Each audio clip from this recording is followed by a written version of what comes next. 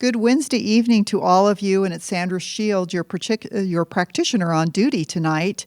And I wanted to speak to you about overcoming worry. And I was inspired to talk about this today because the Sunday lesson is about holding the high watch. And that just really caused me to think about what interferes most with us embracing our spiritual center. What is it? And it's really the issue of worry. Worry is the opposite of faith, and our spiritual practice really has to do with laying aside those worries and concerns, those appearances of lack and limitation, and focusing again on faith and truth and our connection to the one divine life. So let's get into worry and overcoming worry. If you look in the Webster's dictionary, worry is defined as a subject of persistent or nagging attention or effort, to afflict with mental distress or agitation, and to make anxious. And that's certainly the experience of worry that many of us have. And I have to say that, I have had the habit of worrying myself, and it's been something that I've really had to work to overcome and to regain that peace of mind. So I thought about what might help with overcoming worry, and I got into the Science of Mind textbook by Ernest Holmes, and there is a section, a chapter in there on physical perfection, and what it really is a section of prayers or thoughts or treatments for certain physical conditions. And so this one is on page 244, and it's for nerve troubles, which certainly many of us can relate to, nerve trouble. So let's see what Ernest Holmes says about that, and then we'll talk more about it. So the general treatment for nerve disorders should incorporate thoughts of peace, poise, and power. There is no strain or struggle in the universe. All the action of life are harmonious, steady, sure, and quiet. Because the nerves are so responsive to our thoughts, they react immediately to a statement of harmony. A statement of harmony. Just think about that for a minute. An understanding of the truth that good alone is real and true gives us the faith essential to establishment of a firm, unwavering mind, which is necessary if we are to have a firm, steady, sensitive, quick responding nerves. Our thoughts must never waver from the premise of one power, which is impersonal, indefinite power for good. We should train our minds to contemplate the good, the enduring, the true, that which has caused depression, discouragement, indecision, must be neutralized by our refusal to allow it to register. Realize that the spirit within you manifests at perfect harmony, and that every cell, atom, and organ of your body is functioning according to the divine law. And say, I am filled with peace, strength, and power and decision of spirit. The life force flows freely, peacefully, harmoniously through every atom of my body. I am complete and perfect now. That all-powerful mind of the indwelling Christ in me dissolves and dissipates from my mind all belief in indecision, anxiety, depression, discouragement, for I dwell in the realm of peace. And he goes on to talk about we must heal ourselves from worry. We must erase the thoughts of yesterday. Equally, we must also have no fear for the future. And we must say, I love my past and my future, and understand that they are but continuations of the one unbroken chain of life. Love that. We should read, study, and think, and meditate upon these statements, which tend to calm and give us poise, confidence, and erase thoughts of fear and tension.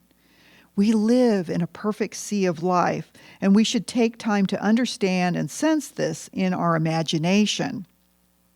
And then he goes on with this final affirmation, which you can certainly use in your prayers and your daily meditation, specifically if you're going through a time of worry and you're wanting help with that. So the words of peace spoken to the nervous system will remove the tension which produces pain and inflammation of the nerves. There is neither irritation, agitation, nor inflammation in God, in spirit, in truth, and man is truth. Peace I leave with you, my peace I give unto you. Let not your heart be troubled, neither let it be afraid. I am pure spirit. My entire nervous system is pure spirit. I am poised in harmony, in truth, and in complete calm. My nervous system is the spirit within me, governing my physical body with harmony. There is no need for pain. My body is pure spiritual substance, and as such, it is perfect and harmonious. We are poised in a sense of peace, which comes from our complete faith in God as the light, power, and inspiration in our life.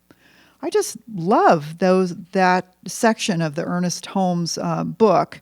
I find it so wonderful and calming, and it's not a passage that I was that familiar with, which is kind of shocking when you think about the times that I've had to work with worry. But if we were all here together, and I want you to do this with me now, I want you to think about what works for you when you're worrying and what helps you to recapture your composure, your faith, and your peace of mind. And whatever those things are, those skills are really important to build.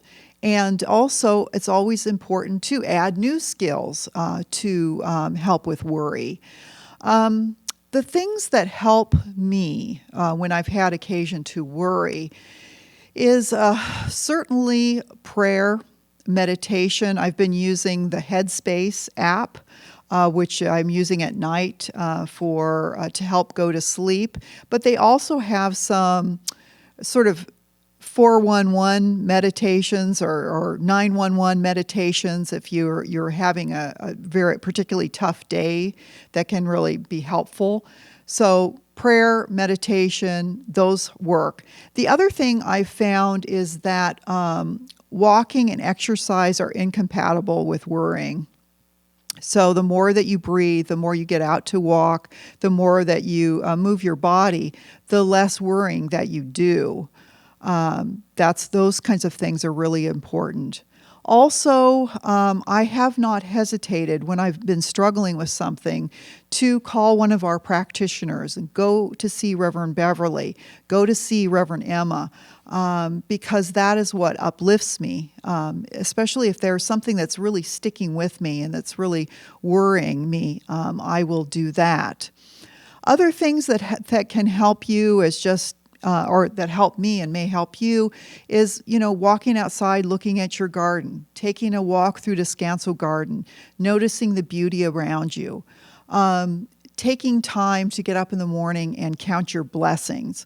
Sometimes that feeling of gratitude just welling up can take away all sense of worry that you have, where you just focus back on the present and realize that any concern you have is going to be is already solved and resolved. And just looking around sometimes and kind of getting out of your own head can really be, and looking at something beautiful can really help with worrying. One other idea I wanted to give you too is that once I was taking a class here, and one of my classmates brought a set of worry dolls from Guatemala. And I don't know if you've ever seen them, but they're these little tiny dolls. They can be about as big as a matchstick or a little bit bigger, and they have the beautiful Guatemalan fabric on them. And because we had talked about worrying in the class, our classmate passed out these worry dolls to everyone. And the way the worry doll works is that you tell your worry to the doll and then put it under your pillow at night. And you imagine that the doll is out there, solving whatever worries that you have that night and allowing you to sleep peacefully, where your mind can engage in calming and peaceful and problem solving And you wake up in the morning and you should have your answer. So I liked that and used that concept for a while, and I thought that it really worked very well. Even if you don't use a worry doll, just thinking about taking that worry out of your mind, putting it at the side of the bed, releasing it entirely, casting that burden to the Christ within, all of those things help with worry. And you really want to focus on clearing out your worry as much as you can, because it does interfere with faith. It does interfere with your sense of peace of mind. It can be like static in the screen, so to speak, in terms of your connection with God.